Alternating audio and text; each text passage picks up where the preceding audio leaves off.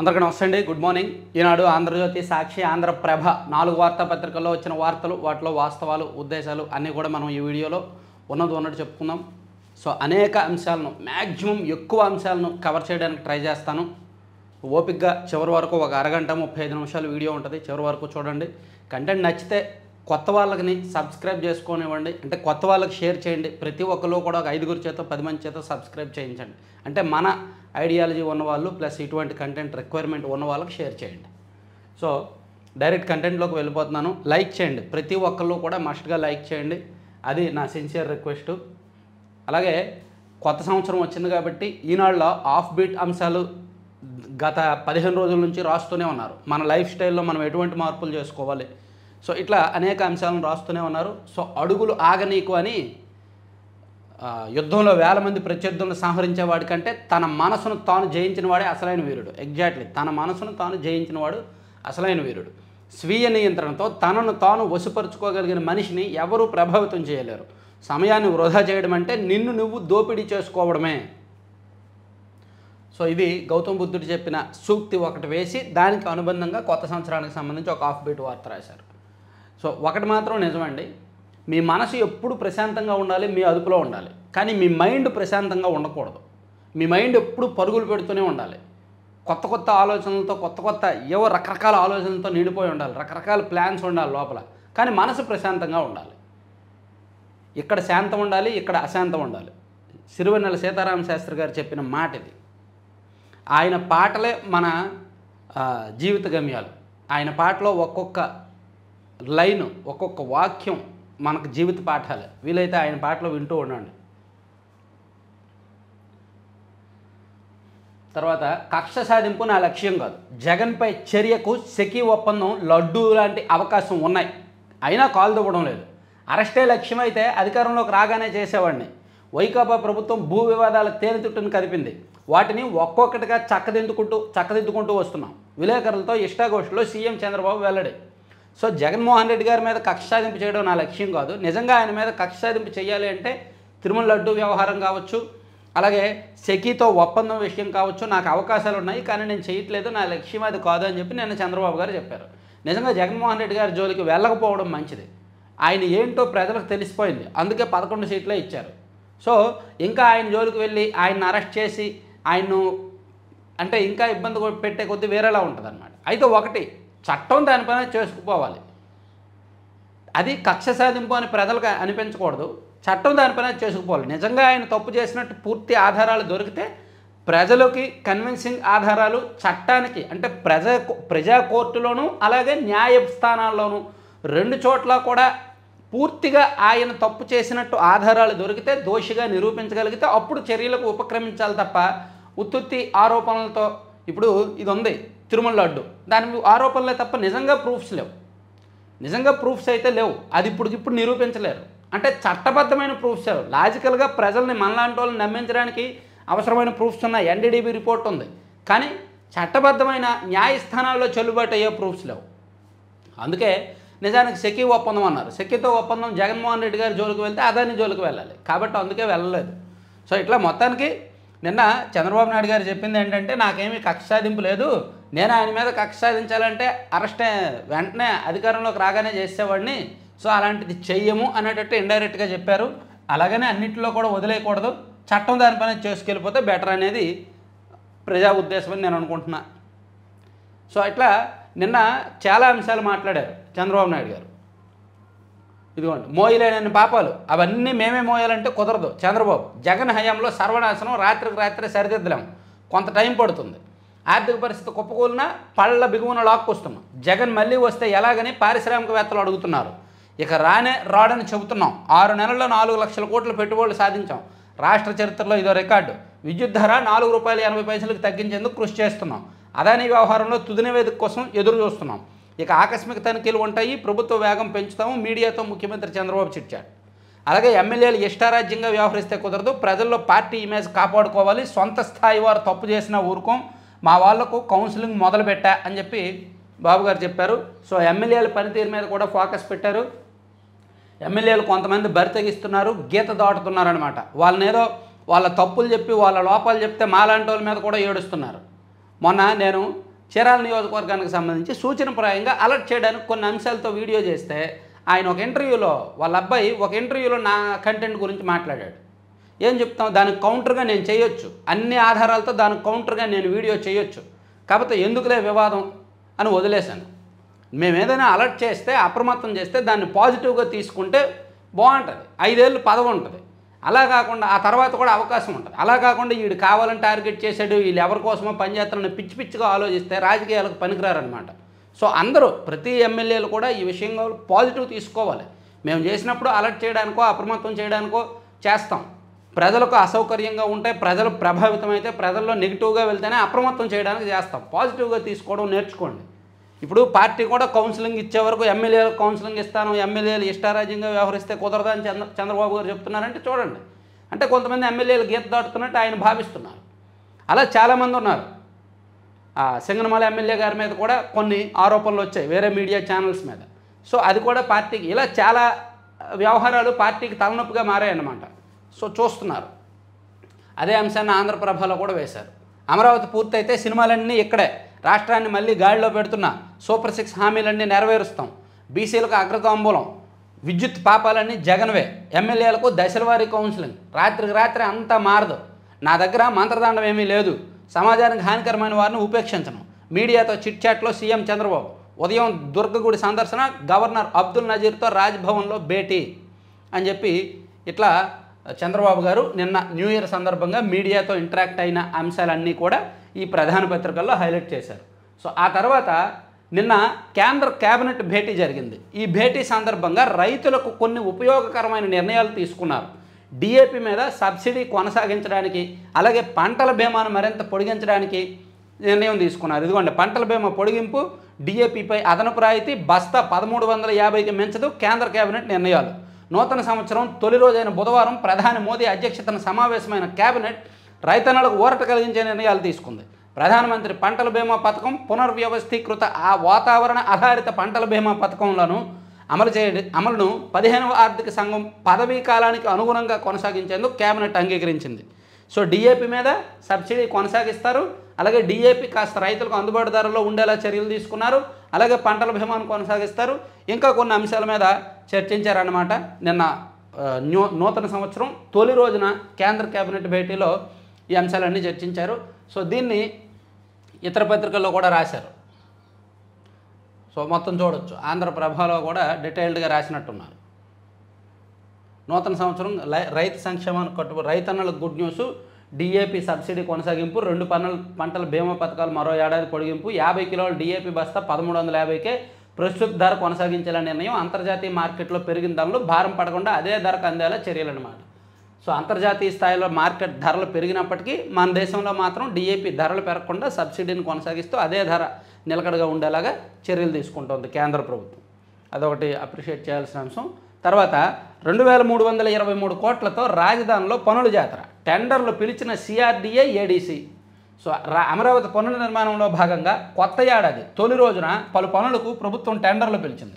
ప్రపంచ bank, Asian development bank రుణంతో రాజధానిలో చేపట్టబోయే 5 పనులకు సిఆర్డీఏ, అమరావతి డెవలప్మెంట్ కార్పొరేషన్ వేరువేరుగా బుధవారం టెండర్లు ఆహ్వానించాయి. సో అమరావతి విషయంలో నేను నిన్న ఒక వీడియో చేశాను. పురోగతి ప్రస్తుతం ఎక్కడ ఉంది, మనం ప్రతి నెల కూడా అమరావతి విషయంలో వీడియోస్ చేస్తాం. నెలకు ఒకసారి ప్రతి నెల చివరి రోజున అమరావతి వెళ్ళి నేరుగా పరిశీలించి గ్రౌండ్ రిపోర్ట్ తీసుకొని వీడియో చేస్తాను. అమరావతి, పోలవరం ఈ రెండు కూడా మన సబ్స్క్రైబర్స్, మన రాష్ట్రానికి అవసరం, ప్లస్ మన సబ్స్క్రైబర్స్ అడుగుతున్నారు కాబట్టి నేను నెలకు ఒకసారి అమరావతి వెళ్తాను, అలాగే పోలవరం వెళ్తాను, వెళ్ళి నేరుగా పరిశీలించి వీడియోస్ చేస్తాను, గ్రౌండ్ రిపోర్ట్ వీడియోస్ చేస్తుంటాను అన్నమాట. తర్వాత పట్టాలెక్కిన పోలవరం ఎడమ కాలువ పనులు, 4 ప్యాకేజీల టెండర్ల ఖరారు, ఒప్పందాలు పూర్తి, మరో ప్యాకేజీలో ఈ వారంలో ముగియనున్న ప్రక్రియ. జగన్ హయాంలో ఒక్క అడుగు ముందుకు పడిన పోలవరం ఎడమ కాలువ పనులు. ఇప్పుడు కుడి కాలువ, పోలవరం కుడి కాలువ ఎప్పుడో రెడీ అయింది, దాని నీళ్ళు ప్రకాశం బ్యారేజీలో కలుస్తున్నాయి. సో అట్లా అవుతుంది. కానీ ఎడమ కాలువ పురుషోత్తంపట్నం నుంచి అటు విశాఖపట్నం వరకు వెళ్ళే ఎడమ కాలువ పనులు మధ్యలో ఆగిపోయినాయి అన్నమాట. సో ఇప్పుడు ఆ పనులు మొదలుపెట్టారు. ఆ పనులు జంగిల్ క్లియరెన్స్ చేసి కాలువ తవ్వకం చేపట్టి దానికి కాంక్రీట్ లైనింగ్ వేసి పూర్తి చేయడానికి కనీసం ఒక 2 ఏళ్ళైనా టైం పట్టవచ్చు. అది ప్యాకేజీలుగా విభజించి టెండర్లు ఇచ్చారనమాట. అదొకటి కీలకమైన అంశం చూడొచ్చు. తర్వాత కొత్త సంవత్సర వేడుకలపైకి దూసుకెళ్లిన వాహనం, 10 మంది మృతి, 33 మందికి గాయాలు. అమెరికాలో కొత్త సంవత్సరం వేడుకలు జరుపుతుండగా అక్కడ జన సమూహం ఉండగా ఒక కారు ఆ జన సమూహం మీదకు దూసుకెళ్ళింది. దాంతో 10 మంది మృతి చెందారు. అక్కడ ఒక దుండగుడు వచ్చి కాల్పులు జరిపాడు. మరో 2 మరణించారు. దీంతో పోలీసులు వచ్చి ఆ దుండగుడిని కాల్చారు. అమెరికాలో ఈ సంస్కృతి ఒకటి కాల్పుల సంస్కృతి విచ్చలవిడిగా ఎక్కువైపోతుంది. సో దీని మీద అమెరికాలోని న్యూ ఎర్లైన్స్లో కొత్త సంవత్సర వేడుకల సందర్భంగా ఓ దుండగుడు తన వాహనంతో బీభత్సం సృష్టించాడు. వీధిలో సంబరాల్లో ఉన్న జనంపై దూసుకెళ్లి 10 మంది మృతికి కారణమయ్యాడు. 33 మందిని గాయపరిచాడు. అనంతరం జరిగిన ఎదురు కాల్పుల్లో 2 పోలీసులు గాయపడ్డారు. దుండగుడిని పోలీసులు హతమార్చారు. ఈ ఘటనపై ఉగ్రచర్య కోణంలో అమెరికా దర్యాప్తు సంస్థ FBI విచారణ జరుపుతోంది. అంటే దీనిలో ఉగ్రచర్య ఏమన్నా అని అనుమానిస్తున్నారన్నమాట. ఇక మన హైదరాబాద్లో ఉన్న సబ్స్క్రైబర్స్కి ఒక గుడ్ న్యూస్ ఏంటంటే, హైదరాబాదు ఆ సరౌండింగ్స్లో ఉన్న సబ్స్క్రైబర్స్ బాగా సెటిల్ అయిన వాళ్ళు కాస్త ఇన్వెస్ట్మెంట్ పర్పస్ మీకు ఏమైనా సేఫ్ ల్యాండ్, అంటే ఇప్పుడు ఇది హైడ్రా వచ్చింది. హైడ్రా వచ్చాక ల్యాండ్ కొనడానికి రియల్ ఎస్టేట్ విషయంలో కాస్త వెనకడుగు వేస్తున్నారు. సో అటువంటి వాళ్ళ కోసం పూర్తి స్థాయి అప్రూవల్స్, DTCP అప్రూవల్స్, అలాగే ఈ అన్ని అనుమతులు ఉన్న ఒక ప్రాజెక్ట్ గురించి చెప్తాను మీకు. ఇదిగోండి, అడూరి ఇన్ఫ్రా ప్రైవేట్ లిమిటెడ్ అని వీళ్ళు ఈ కంపెనీ ఎక్కడ సైట్స్ ఉన్నా సరే అన్ని అప్రూవల్స్ ఉన్నాయన్నమాట. సో మన సబ్స్క్రైబర్స్ కూడా కొంతమంది వెళ్ళి చూశారు. మీకు విజయవాడ హైవేలో కావచ్చు, అలాగే వరంగల్ హైవే కావచ్చు, బెంగళూరు హైవే కావచ్చు, లేదా సరౌండింగ్స్లో హైదరాబాద్ అవుట్స్కట్స్లో ఎక్కడైనా, అంటే ఇన్వెస్ట్మెంట్ పర్పస్ ఎవరికైనా ల్యాండ్స్ కావాలంటే ఈ మీకు ప్రతినిధి, అంటే ఈ కంపెనీ ప్రతినిధి నెంబర్ ఇస్తాను. మన సబ్స్క్రైబరే ప్లస్ అక్కడ సెటిల్ అయిన వాళ్ళు ఇన్వెస్ట్మెంట్ పర్పస్ ఎవరికైనా కావాలంటే మాట్లాడండి, కాల్ చేయండి. ఆ అమ్మాయి నెంబరు 9640173012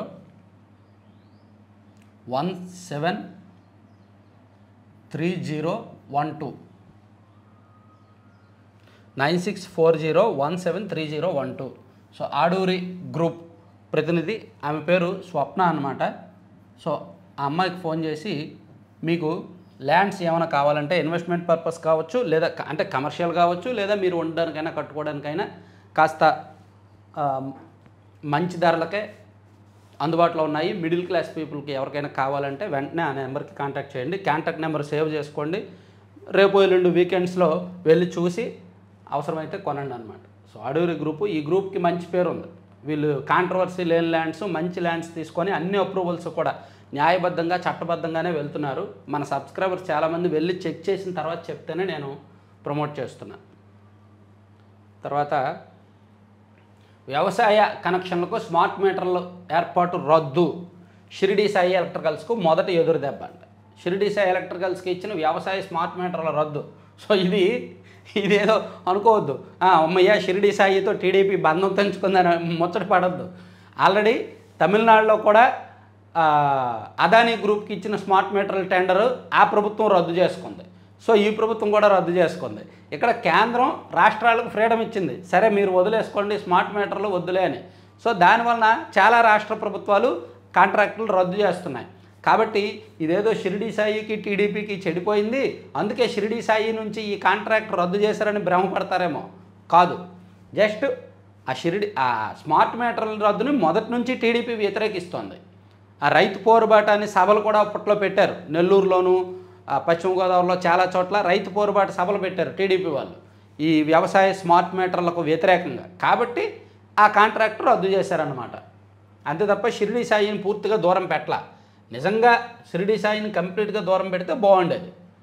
నిన్న మొన్న ఆర్డర్లు ఇచ్చారు, సరే పక్కన పెడితే ఇది సంగతి. కార్టూన్ చూసుకుంటే సారీ, నీకు అలా జరగకుండా ఉండాల్సిందే. నీ కేకలు వినిపించలేదు ఒట్టు. మణిపూర్ ప్రజలకు సీఎం బీరన్ సింగ్ క్షమాపణలు అంట.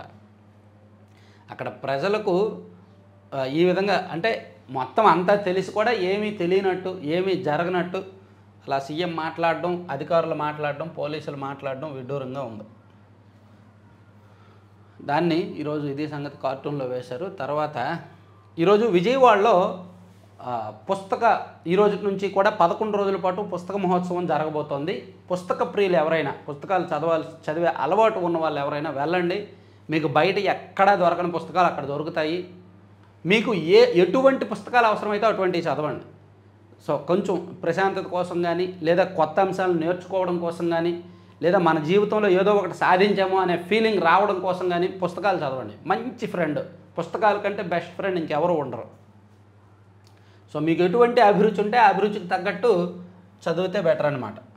తర్వాత 200 కోట్ల మద్యం తాగేశారంట. రాష్ట్రంలో నూతన సంవత్సరం కేవలం డిసెంబర్ 31వ తేదీ ఒక్కరోజు నైటే 200 కోట్ల మద్యం తాగారంటండి. వామ్మో.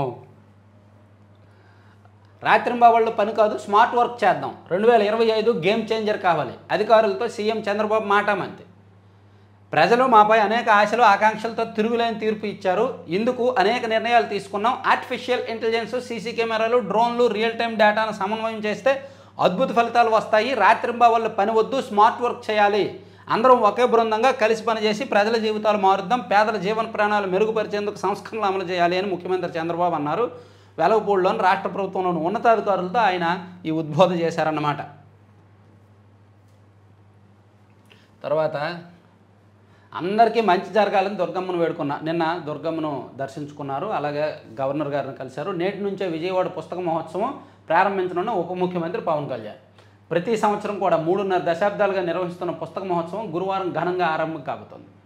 సో ఇది ఇందిరాగాంధీ క్రీడా మైదానంలో నిర్వహించబోతున్నారన్నమాట పుస్తక మహోత్సవం. వెళ్ళండి.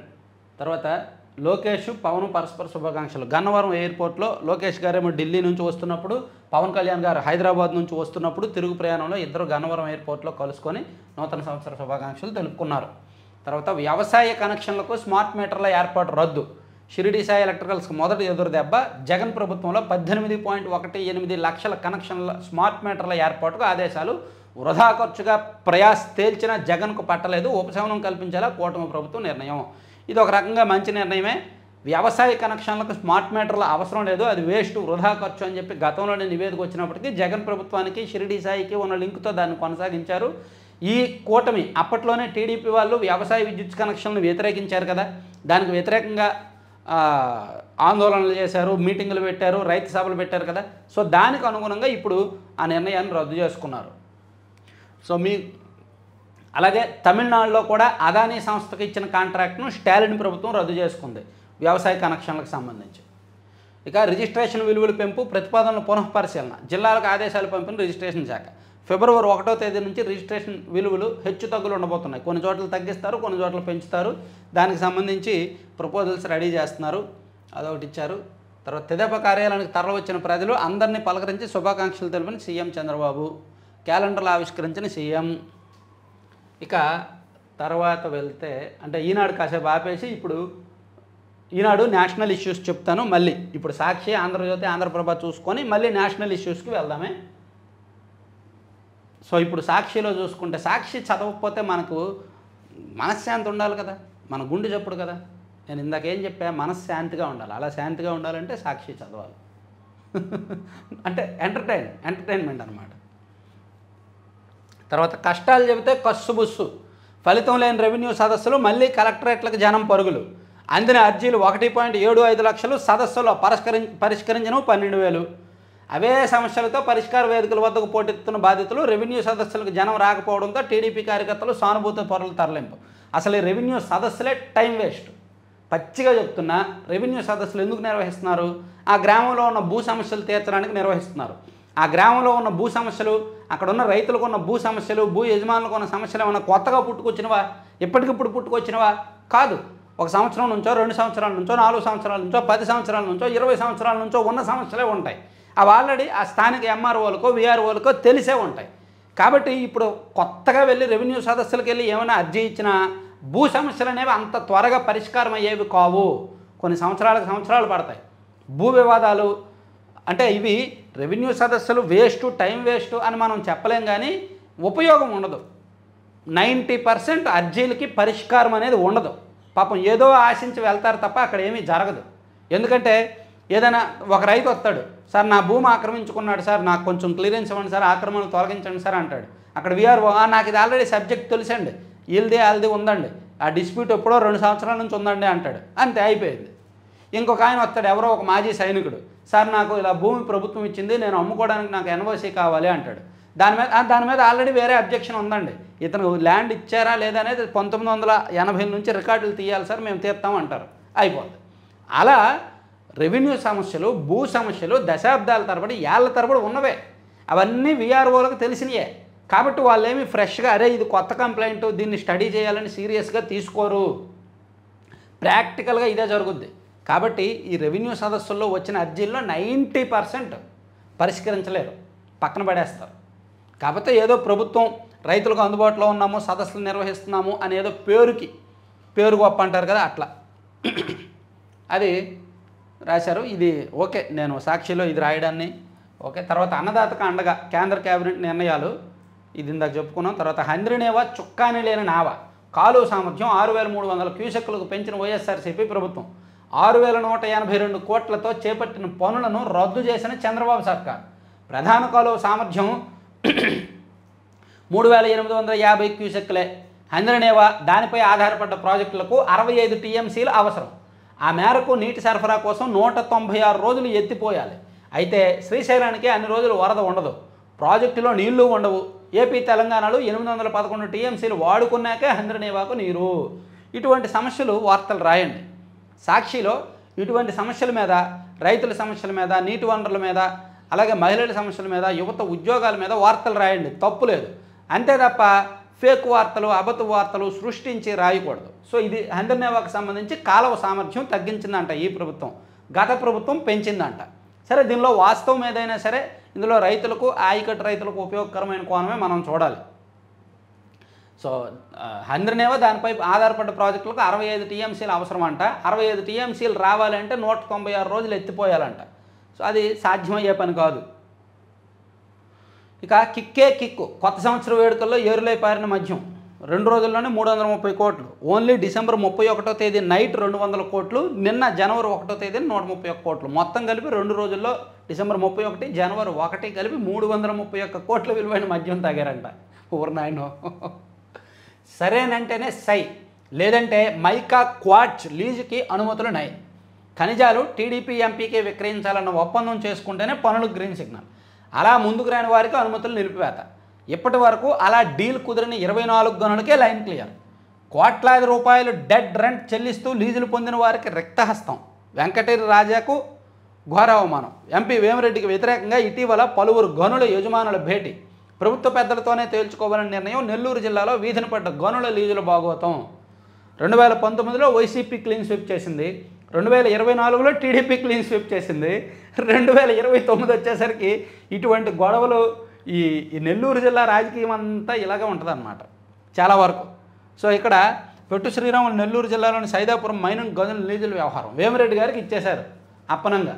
సో వేమిరెడ్డి గారు ఆ ప్రతినిధులు ఏంటంటే అక్కడ లీజుదారులతో అరే మీరు ఎంతైనా తవ్వుకోండి, మాకు అమ్మితేనే ఓకే, మీరు మాకు అమ్మకుండా బయట అమ్ముకుంటానంటే మాత్రం కుదరదు అని చెప్తున్నారంట. పోనీ వీళ్ళు ఏమైనా మార్కెట్లో ఉన్న రేట్ ఇస్తున్నారా, తక్కువ రేట్ ఇస్తున్నారంట. అదే అక్కడ సమస్య. సో దాని మీద ఎప్పటి నుంచో రాస్తున్నారు, జరుగుతున్నాయి, చర్చలు జరుగుతున్నాయి, సంప్రదింపులు జరుగుతున్నాయి. చూద్దాం ఏం జరుగుద్ది అనేది. తర్వాత డిఎస్సిపై పూటకో మాట రోజుకో మెలిక. సర్కారు దొంగాట, 7 నెలలు గడిచినా అతిగతి లేని నోటిఫికేషన్. కూటమి అధికారంలోకి రాగానే 16,347 పోస్టుల ప్రకటన. జిల్లాల్లో ఖాళీల లెక్కలు చెప్పాలని మరోసారి ఆదేశాలు. సో మెగా డిఎస్సి 1 16,347 పోస్టుల భర్తీ ఎప్పుడో అన్నారు, 7 నెలలు అయింది. ఈ విద్యా సంవత్సరం నాటికి అంటే 2025 జూన్ నాటికి నియామక ప్రక్రియ పూర్తి చేస్తాము అని ప్రభుత్వం చెప్తోంది. విద్యాశాఖ మంత్రి గారు చెప్పారు. అది జరిగితే ఓకే, జరగపోతే మాత్రం ప్రభుత్వం మీద వ్యతిరేకత అదే బీజం పడుతుంది. ఎందుకంటే దాదాపుగా 20 లక్షల మంది వెయిట్ చేస్తున్నారు డిఎస్సి కోసం, డిఎస్సి నోటిఫికేషన్ల కోసం, ఉద్యోగాల భర్తీ కోసం. 7 నెలలైనా ఇప్పటికే అతిగతి లేకపోతే ఎట్లా? సో ఈ అకాడమిక్ ఇయర్ స్టార్టింగ్ ఆరంభానికల్లా భర్తీ అయిపోవాలి. తర్వాత భారీగా తగ్గుతున్న అటవీ విస్తీర్ణం. ఏపీలో 138 చదరపు కిలోమీటర్ల మేర కోల్పోయిన అడవి పరిధి. అల్లూరు జిల్లాలో అత్యధికంగా 101 చదరపు కిలోమీటర్ల మేరకు తగ్గుదల. మరోవైపు భారీగా పెరుగుతున్న మడ అడవులు. ఇండియా స్టేట్ ఆఫ్ ఫారెస్ట్ తాజా నివేదిక. సో రాష్ట్రంలో అడవుల విస్తీర్ణం బాగా తగ్గుతుంది అంటండి. సో ఇది ప్రభుత్వం అప్రమత్తం అవ్వాల్సిన విషయమే. ఇది కేంద్ర ఇండియా స్టేట్ ఆఫ్ ఫారెస్ట్ తాజా నివేదిక. సో కేంద్ర ప్రభుత్వ రంగ సంస్థ ఇచ్చిన నివేదిక కాబట్టి రాష్ట్రంలో అడవుల విస్తీర్ణం తగ్గుతుంది అంటే జనజీవనానికి, జీవ వైవిధ్యానికి అది ప్రమాద సూచిక. సో పవన్ కళ్యాణ్ గారు ఒకసారి అప్రమత్తంగా ఉంటే బెటర్ ఈ విషయంలో. తర్వాత స్వదేశానికి గుడ్ బై. 13 ఏళ్లలో భారత పౌరసత్వం వదులుకున్న 18 లక్షల మంది ప్రవాసులు అని రాశారండి. గత 13 ఏళ్లలో ఇండియన్స్ 18 లక్షల మంది భారత పౌరసత్వం వదులుకొని విదేశాల్లో పౌరసత్వం తీసుకున్నారంట. అదొక ఆఫ్ బీట్ వార్త సాక్షిలో రాశారు. ఇక మగతోడును వెతుక్కుంటూ ఓ ఆడపులి యాత్ర. మా రాజకీయాల్లో చాలామంది పుల్లు ఉన్నారు, ఏదో ఒక పులిని తగులుకోవాలి. మా పార్టీల్లో చాలా పుల్లు ఉన్నాయి, ఏదో ఒక పులిని తగులుకో, ఖాళీగా ఉన్న పులిని. తర్వాత పౌరులకు ప్రధాని శుభాకాంక్షలు. 2025లోనూ కష్టపడి పనిచేసి వికసిత్ భారత్ దిశగా అడుగులేద్దామని ప్రధాని మోదీ చెప్పారంట. ఓకే, కుట్రలను సమర్థిస్తున్నారా? కేజ్రీవాల్ బీజేపీ మధ్య మాటల యుద్ధం ముదురుతోంది. మోహన్ భగవత్కు కేజ్రీవాల్ రాసిన లేఖపై బీజేపీ మండిపడుతోంది. మొత్తానికి అరవింద్ కేజ్రీవాల్ చాలా తెలివిగా ఆర్ఎస్ఎస్ను కూడా రాజకీయంలో టార్గెట్ చేశారండి. బీజేపీకి బ్యాక్ ఎండ్ ఉంటుంది ఆర్ఎస్ఎస్, వాళ్ళ పనులన్నీ అంతర్గతంగా ఉంటాయి. సో ఇప్పుడు కేజ్రీవాల్ గారు ఆర్ఎస్ఎస్ అధినేతకి ఒక లేఖ రాశారు, అంటే ఆర్ఎస్ఎస్ను కూడా రంగంలోకి దించుతున్నారు. సో డైరెక్ట్గా రండి తేల్చుకుందాం అనేటట్టు. ఇప్పుడు వరకు ఆర్ఎస్ఎస్ జోలికి ఎవరు వెళ్ళలేదు, కాంగ్రెస్ వాళ్ళు అప్పుడప్పుడు మాత్రమే వాళ్ళ జోలికి వెళ్తుంటారు. ఇక బోనీ బాగుంది, 2025 తొలి రోజే మార్కెట్ జోరు, సెన్సెక్స్ 368 పాయింట్లు ర్యాలీ అంట, బాగానే ఉంది. తర్వాత ఆంధ్రజ్యోతికి వెళ్దాము, సాక్షికి ఓకే. తర్వాత రైతులకు కేంద్రం శుభవార్త అయిపోయిందిలే. తల్లిని 4 చెల్లెలను చంపేశాడు లక్నోలోనంట, ఉత్తరప్రదేశ్లోని లక్నోలో వాళ్ళ గొంతు మణికొట్టు కోసి తల్లిని అండ్ 4 చెల్లెలని 5గురిని చంపేశాడంట ఈ కిరాతకుడు. స్థానిక భూమాఫియా ఆగ్రాలోని మా ఇంటిని ఆక్రమించుకుంది, నా చెల్లెలను హైదరాబాద్లో అమ్మే కుట్ర జరుగుతోంది. అలా జరుగుతున్నప్పుడు చెల్లెలను కాపాడుకోవాలి, అలా కాపాడుకునేందుకు చేతగాక ఫ్రస్ట్రేషన్కి వెళ్ళి క్షణికావేశంలో మొత్తం అందరినీ కూడా చంపేశాడు. సో అతనే వీడియో ఒకటి రిలీజ్ చేశాడు, దాని మీద పోలీసులు దర్యాప్తు చేస్తున్నారు. సో ఇది కొంచెం హ్యూమన్ యాంగిల్లో కొంచెం అధ్యయనం చేసి పూర్తి స్థాయి వీడియో ఒకటి నేను చేస్తాను. ఇక చైనాలో మరో అద్భుతం, 400 కిలోమీటర్ల పొడవు 5 కిలోమీటర్ల వెడల్పుతో ప్లాంట్, 100 గిగావాట్ల విద్యుత్తు లక్ష్యం, ఇప్పటికే 5.42 గిగావాట్ల ఉత్పత్తి. సో ఎడారిలో సోలార్ వాల్ చూసారా.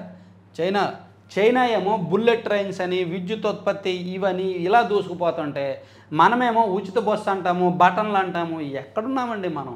మహిళలకు ఉచిత బస్సు అంట, అది నాకు తెలిసి మహిళలకు ఉచిత బస్సు అనేది అవసరం లేదు. ఏదో హైదరాబాద్లో అంటే మహిళలు ఉద్యోగాలు చేస్తారు కాబట్టి పొద్దున్నే 7 గంటలకో 8 గంటలకో బయటకు వచ్చి బస్సుల కోసం వేలాది మంది వెయిట్ చేస్తారు కాబట్టి అక్కడ వర్కౌట్ అవుద్ది ఉచిత బస్సు ప్రయాణం. ఏదో మిడిల్ క్లాస్ వాళ్ళు. ఆంధ్రప్రదేశ్లో ఎందుకు ఉచిత బస్సు? ఎవరైనా ఎక్కుతున్న వాళ్ళు తక్కువే. ఇప్పుడు ఉచిత బస్సు ఉండటం వల్ల అవసరం లేకపోయినా ఎక్కేస్తారు, అవసరం లేకపోయినా ఎక్కుతుంటారు. బండి మీద వెళ్ళాల్సిన వాళ్ళు కూడా బస్సులో వెళ్తారు, ఆటోలో వెళ్ళాల్సిన వాళ్ళు కూడా బస్సుల కోసం వెయిట్ చేసి వెళ్తారు. దానివలన ప్రభుత్వానికి నష్టం తప్ప ఎవరికి ఉపయోగం ఉండదు, పెద్దగా ఉపయోగం అయితే ఉండదు. అనవసర వాడకం పెరుగుద్ది. సో అది మెట్రోపాలిటన్ సిటీస్లో హైదరాబాదు, బెంగళూరు లాంటి సిటీస్లో ఇవ్వచ్చు. వీలైతే వైజాగ్ ఒక్క ఏరియాలో ఇవ్వండి, అక్కడ కూడా కొంతవరకు అమ్మాయిలు మహిళలు ఉచిత బస్సు ప్రయాణాన్ని వాడుకుంటారు, అక్కడ కూడా ఉద్యోగాలు చేస్తారు, సిటీ బస్సుల్లో తిరుగుతారు కాబట్టి. అంతే తప్ప మిగిలిన ప్రాంతాల్లో అయితే అనవసరం, అది పెద్ద యూజ్ ఉండదు. ఇక అనంత టైం చాలా costly bro. Ambani wrist watch ఖరీదు 22 కోట్లు, ప్రపంచంలో 3 వద్దే ఆ గడియారం అంట. ఏమని కొంటాడండి? 22 కోట్లు ఏంటి, 220 కోట్లు పెట్టైనా కొంటాడు, లేదు 2000 కోట్లు పెట్టైనా కొంటాడు. ఏముంది చెప్పు, సంపాదిస్తున్నాడు. సంపాదన కూడా ఒక ఇంజెక్ట్ చేసినట్టు 2016లో జియోని అలవాటు చేశాడు. అది మనకు అలవాటు అయిపోయి ఎడిక్ట్ అయిపోయింది. జియో మన దగ్గరకు వచ్చిన తర్వాతే మనం ఆ ఓటీటీలకు అలవాటు పడ్డాము, యూట్యూబ్ ఛానల్స్కి అలవాటు పడ్డాము, మొబైల్ డేటా విచ్చలవిడిగా వాడడం అలవాటు పడ్డాం.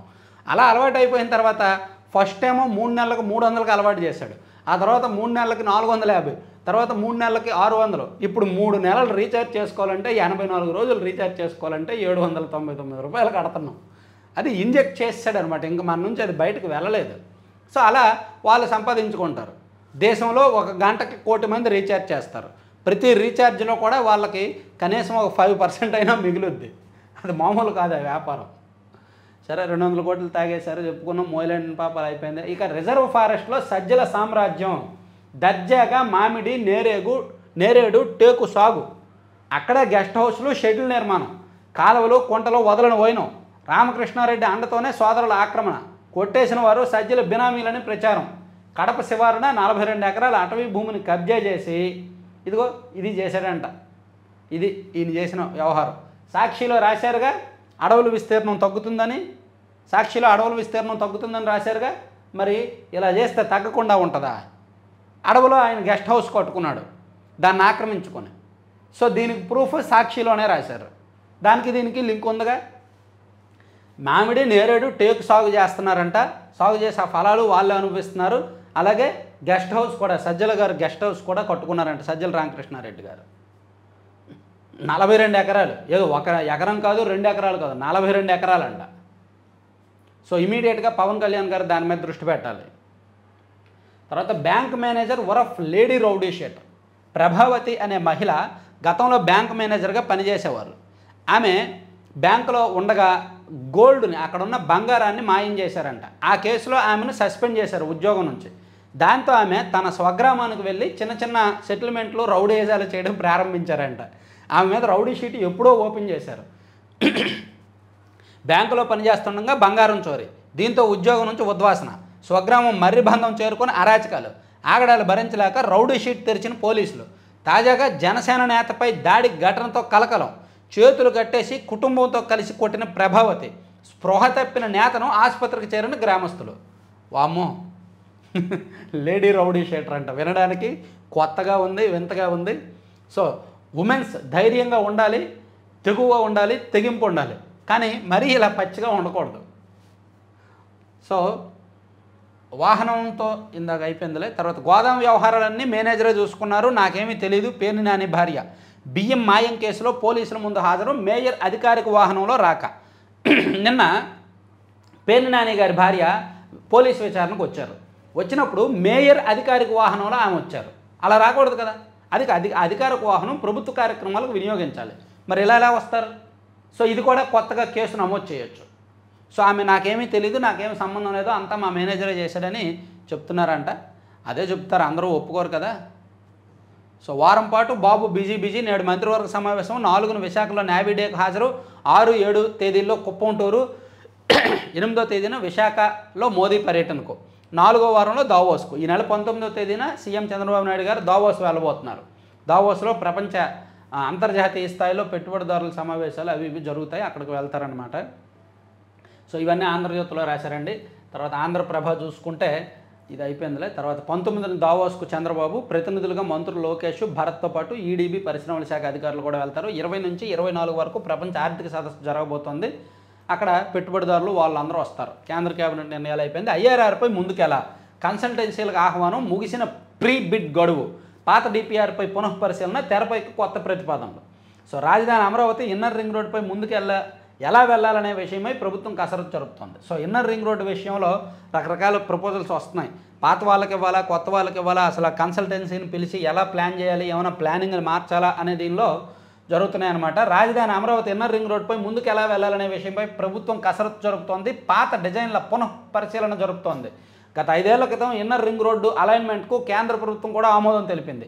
అయితే వైసీపీ ప్రభుత్వం హయాంలో ఇన్నర్ ఊసే లేకపోవడంతో పాటు అలైన్మెంట్కి సంబంధించి అప్పటి తెలుగుదేశం ప్రభుత్వంపై అభియోగాలు మోపుతూ కేసులు కూడా నమోదు చేశారు.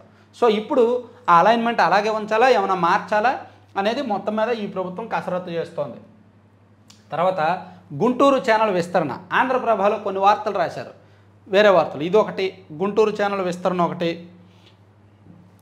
625 కోట్లతో నాబార్డుకు ప్రతిపాదనలో 47 కిలోమీటర్ల నుంచి 74 కిలోమీటర్ల వరకు విస్తరణ అంటే దీంతో కొంత అదనపు ఆయకట్టు వస్తుంది.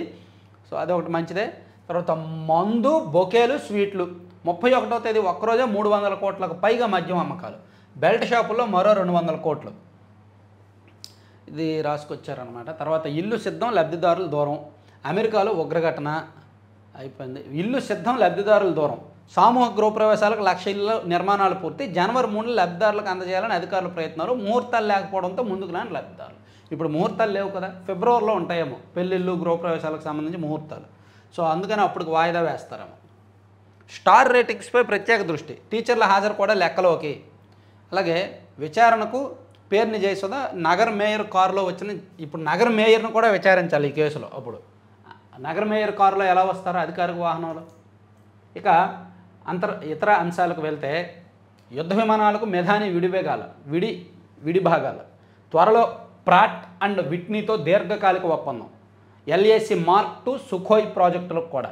రక్షణ రంగానికి చెందిన ప్రభుత్వ సంస్థ మెధాని యుద్ధ విమానాల విభాగంలో అత్యంత క్రియాశీలక పాత్ర పోషించడానికి సిద్ధమవుతోందంట.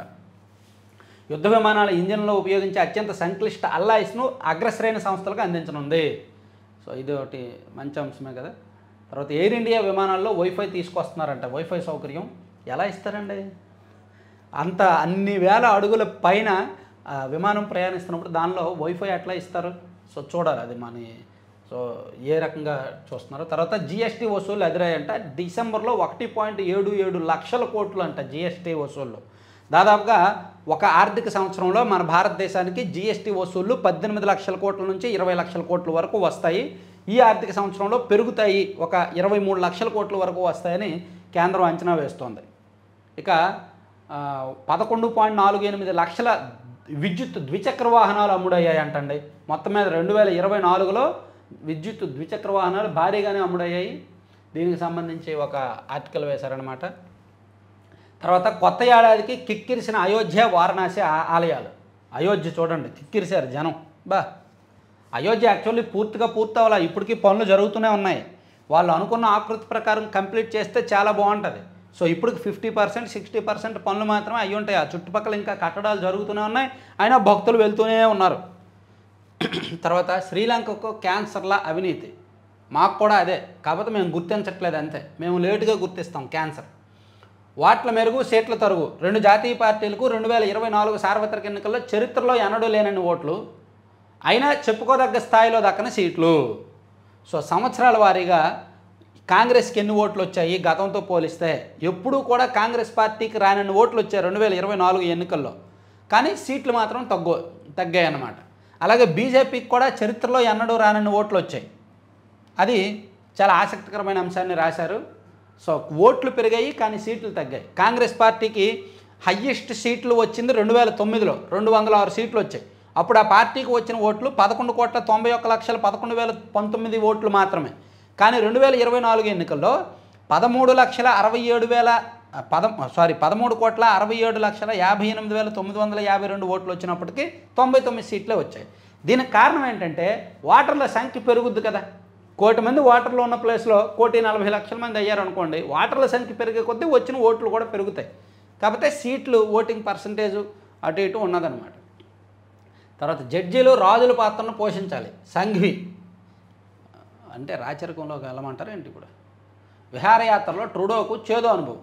మహిళ తీరుకు కంగు తిన్న కెనడా ప్రధాని. తర్వాత చైనా వేసాలకు మరో ఏడాది తగ్గింపు ధరలే. సరిహద్దుల్లో ఉద్రిక్తలను తగ్గించుకునేలా భారత్ చైనా ఇటీవల కీలకమైన గస్తీ ఒప్పందం చేసుకున్న సంగతి తెలిసింది. ఈ క్రమంలోనే ఇరు దేశాల దౌత్య సంబంధాలను మరింత మెరుగుపరుచుకునేలా డ్రాగన్ మరో కీలక నిర్ణయం తీసుకుంది. భారతీయులకు వీసా ధరల తగ్గింపును ఇంకో ఏడాది పొడిగించిందంటండి. మంచి విషయం. తర్వాత ప్రజలకు రాష్ట్రపతి నూతన సంవత్సర శుభాకాంక్షలు అనేది ఒకటి ఇచ్చారు. ఇక తిరుమలలో భక్తుల సొత్తు సోహ, దొరికిన వస్తువులను పప్పు బెల్లాల్లో పంచిన వైనం, వైకాపా హయాంలో కమాండ్ కంట్రోల్ అధికారి నిర్వాహకం. సో వైఎస్ఆర్ కాంగ్రెస్ పార్టీ అధికారంలో ఉన్నప్పుడు అంటే అక్కడ కమాండ్ కంట్రోల్లో పనిచేసిన ఒక అధికారి అంట ఏదైనా వాళ్ళకు దొరికితే దాన్ని పప్పు బెల్లాల్లో పంచుకొని తిన్నారంట. ఇక మహాకుంభమేళాతో దేశ విరాట రూప దర్శనం. కేంద్ర మంత్రి గజేంద్ర సింగ్ షెకావత్. సో మొత్తం మీద త్వరలో స్వదేశీ అమాలెడ్ డిస్ప్లే మొబైల్ ట్యాబ్లెట్ స్మార్ట్ వాచ్లకు ఇక్కడే తక్కువ ధరలో తయారీ వైపు పరిశోధిస్తున్న IITM. సో మంచిది, ఇక్కడే తయారైతే కొంచెం అవన్నీ ఉత్పత్తి ధర తగ్గుద్ది కాబట్టి మనకు వినియోగదారులు కూడా తక్కువ రేట్లకు వస్తాయని ఆశిద్దాం ఈ డిస్ప్లేలన్నీ కూడా. సో ఇవి 4 పత్రికల్లో వార్తాంశాలు. మరిన్ని కీలకమైన అంశాలతో మనం మళ్ళీ కలుద్దాం. సో ముగించే ముందు ఒక చిన్న రిక్వెస్ట్, చివరి వరకు చూసిన వాళ్ళందరూ కూడా వీడియోని లైక్ చేయండి.